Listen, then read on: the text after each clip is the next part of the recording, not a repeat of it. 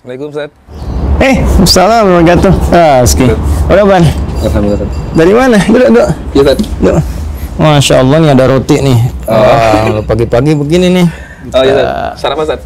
Iya, yang ngecek berita, lihat-lihat gitu ya. Nah, mungkin kita bisa pelajari dan dapatkan banyak informasi sehingga kita bisa riset dan belajar kasih solusi. Iya, Ustaz. Ya, tumben nih. Gimana? Sekalian untuk pengen buat apa ya? Kita ingin ngasih tahu anak-anak Ustaz tentang kisah-kisah Nabi, tentang kisah Rasul di Al-Quran atau sahabat itu, Ustaz. Bagaimana, Ustaz? Ngasih tahu apa mau ngajarin? Ya mungkin sekalian, Ustaz. Ngajarin juga, Ustaz. Jadi begini, di Quran itu kan Allah menjelaskan karakter ya, bahkan pada setiap tahap pertumbuhan dan perkembangan manusia ya, tumbuh kembang. Jadi ada anak-anak, ada remaja, ada pemuda, kan? Bahkan ada yang sudah masuk levelnya di atas itu dalam konteks kekeluargaan. Itu pun dibagi lagi, ada suami, ada istri, ada ibu, ya, ada ayah, ada kakek, ada nenek tuh. Bisa beda-beda cara interaksinya. Anak-anak itu menariknya di Quran itu diberikan beberapa tahapan pendidikan, tapi seluruhnya itu mengerucut pada arahan untuk masuk ke dunia mereka gitu. Ya, contoh kalau ke anak kecil itu masih tahap-tahap awal itu banyak panggilan sayang. Makanya di Quran ada kalimat bunaya gitu kan. Nah, itu kan panggilan sayang, tasgir untuk sayang, anakku sayang. Jadi bisa kita cari misalnya kata-kata yang membuat mereka senang dengan panggilan itu. Sayang, cantik, ya, tampan, soleh, pintar gitu. Terus kalau dia sudah mulai agak naik lagi ke level, saya sekarang kelas 5 SD atau 1 SMP, sayang kurangi, perintah naikkan.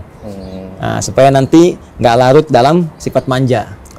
Nah, kemudian nanti kalau udah naik lagi ke 3 SMP, mau kelas 1 SMA, nah perintah kurangi, sayang kurangi, jadikan teman. Karena nalar mereka sudah berfungsi. Nah, jadi kalau tadi Raski tanya misalnya, ini anak-anak level mana nih? Nah, kalau anak-anak level yang pertama, bawa yang sayang tadi, maka kita masuk ke dunia mereka. Kadang ya kita harus jadi seperti mereka, main dengan batas tertentu, ya. Jadi seperti anak-anak walaupun tidak kekanak-kanakan. Nah, contoh misalnya kita mau mengajarkan kisah-kisah, ya mereka senangnya kan ekspresi, ya. Kemudian motorik mereka kan sedang dipacu, makanya mereka senang sesuatu yang menarik, gitu ya. Kita bisa bikin kayak lirik-lirik, gitu kan.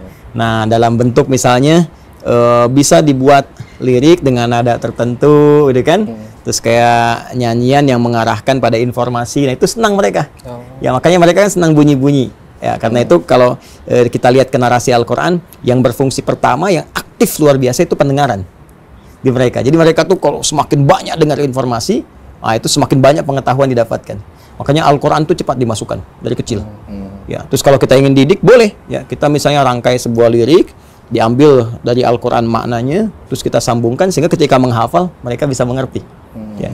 Dulu ada nasyid tuh. Lirik-lirik kan sering banyak tuh ya. Ada untuk anak-anak kecil juga. Ashabul Kahfi misalnya. Ya, Ashabul Kahf tuh surat ke berapa? Al-Kahfi itu surat ke suka nulis surat tapi nggak tahu surat nih. 18 ya. 18 dibaca hari Jumat. Kan ada Ashabul Kahf tuh. Iya betul. Dulu ada lirik tuh yang Raihan. Raihan kan suka ada lirik Ashabul Kahf tuh, kan kita bisa kesampaikan ke mereka. Yang gimana, Ustaz? Gimana ya, saya pernah dengar tuh waktu saya kecil itu. Gitu. Tercatat sudah dalam sejarah 7 pemuda yang beriman melarikan diri ke dalam gua demi menyelamatkan iman. Wah, itu kalau anak-anak dikasih lirik gitu, ya, terus dia nyanyikan misalnya, ya, tanpa harus ada instrumen-instrumen lain, itu aja sampaikan, ya. Disangka tidur hanya sehari, rupanya 309 tahun. Zaman berubah beberapa kurun, di bumi bersejarah Urdu. Hafal nggak? Baru dengar itu aja. Terus kalau mereka ekspresikan gitu ya. Jadi begitu mereka menyebutkan itu hafal tuh.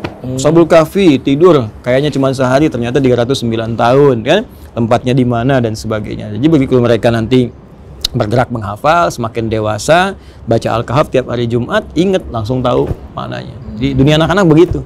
Ya beda dengan orang dewasa dan sebagainya. Ya, seperti itulah kurang lebih. Paham nggak? Gitu. Jadi Ustaz untuk ke balita tuh pendengaran nih diutamakan. Balita pendengaran ya. Kalau perlu Quran diperdengarkan. Ya, pasang speaker aktif Quran 1 bulan 1 juz sampai 30 juz, usia dia 30 bulan 2 tahun setengah. Jadi sudah dengar Quran secara keseluruhan.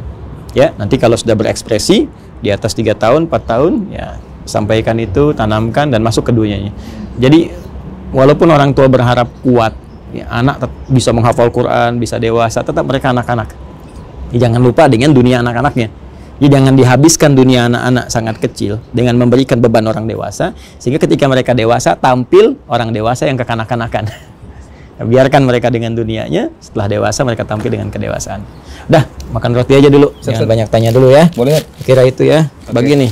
Ini ada 3 nih. Mau yang mana? Nah, ini kayaknya Ustaz enak. Oke. Antum ambil itu, ambil yang ini. Baik ya. Siap, Ustaz. Yuk. Bismillahirrahmanirrahim.